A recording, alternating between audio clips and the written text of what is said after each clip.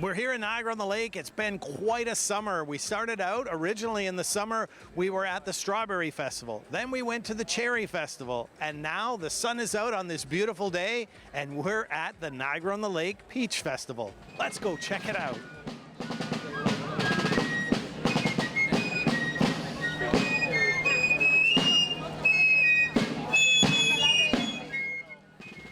Over 30 years of the Niagara-on-the-Lake Peach Festival.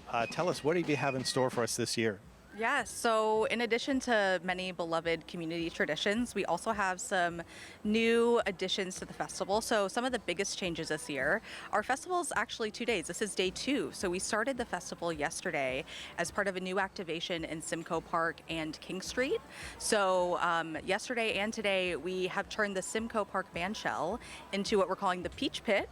And so we're featuring, on Friday, we did all local bands of the Niagara region who were doing original music, and so that was such a fun time. And then today we have the Jimmy Mirando Swing Band at the Peach Pit, so we're super excited to highlight such a lovely green space and extend the footprint of the festival a little bit. The Peach mascot is also new for us this year, and he represents our agricultural industry, our peach growers, and how happy peaches make our visitors. So people come from all over Ontario and across the border to enjoy our peaches, and we are in perfect season to come out and enjoy those. I think you're right. People think of Niagara-on-the-Lake to view some wine tastings and go to the vineyards, but really a lot of people enjoy the fruit stands as well. We have so many great growers in Niagara-on-the-Lake, and it speaks to the heart of the town as being a farming community. All right, we have the Lord Mayor with us. How does it feel to have all of these visitors? I mean, they always come to Niagara-on-the-Lake, but this is a really special weekend. Yeah, they're definitely coming for the peaches because we're hearing that. It's wonderful. We're excited to be able to host this important kind of event. It's an agricultural-based community, and this is agriculture at its best, right? And then we can celebrate all the other things and have all these wonderful people come visit the town. Lots of residents here too walking around that I've seen today, so It's wonderful. Yeah, we talked about that a lot of people think of Niagara-on-the-Lake sometimes grapes, wine, that kind of stuff, but there's peaches, there's cherries, there's strawberries, even the beautiful gardens here as well. It's a great place. The team, the staff do a wonderful job of getting this place looking so great. We're very proud of that. I want to give a shout out to the Chamber of Commerce and our tourism agency for all the work that they're doing. You know, we've got council's got a new strategic plan on getting tourism work done, and this is kind of the fruits of the labor, so to speak. And we got the pie judging contest coming up next. Pretty excited. Lots of pressure there to be a good judge. Are you in on that? I'm in on the judging, so there is some pie being eaten. So you have to eat it. Right? So it's lots of fun. I'm glad to see lots of families here, lots of people from all across Ontario, and some Americans as well, which is great. We're happy to see them here. So. We're now into the 45th anniversary of this run that you do every year. Tell us about what you have planned for this year. Well, this year, because it is the anniversary year, we always like to recognize our Canadian hero. The story is just unbelievable that 45 years later, we're still carrying on the Marathon of Hope, because that's what Terry said. If I can't finish it, it has to go on. And if you notice the shirt I'm wearing, that's what it says. We're coming closer and closer all the time to finishing it. This year, here in Niagara-on-the-Lake, we have a young girl. She's 16 years old, and she has cancer, and we're going to honor her at the run. And because of all the research that has taken place, her life has been extended an extra couple of years, so she is able to celebrate her 16th birthday.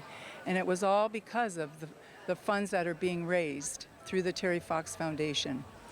So we're really looking forward to having her as a part of the run. Her dad is actually going to run with one of the team people, Joe Pilateri, and the mom is here as well. She wants to volunteer because she believes in what that Terry Fox Foundation is doing in terms of research. Our run it's called a run because Terry Fox ran. I know a lot of us can't do what he did, but we can walk. It's a beautiful walk here in Niagara-on-the-Lake. It starts at Simcoe Park. It's on Sunday, September the 14th. You register at 9 o'clock. You don't have to pay anything to come. Terry only wanted $1 per Canadian. So just some kind of a donation. Come on out. You can walk, you can ride a bike, you can rollerblade. It's 5K. If you want to make it 10K, you can do that as well. We have our peach now with us, formerly known as who knows, but we'll get a name today.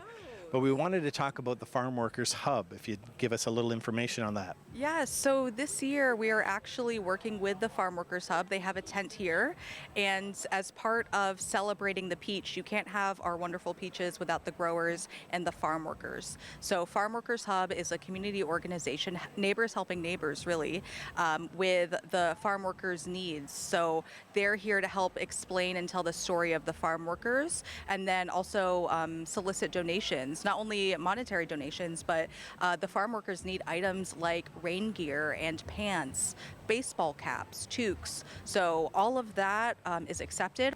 Anyone who has the means to donate items, we would welcome your donation. Welcome to the Niagara-On-The-Lake Peach Festival! Now, I don't think I'm the first to say this, but that's a lot of peaches. Tell us of what you have here available for people today.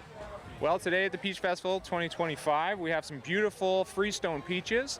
They're Red Haven variety, and they're looking great this year.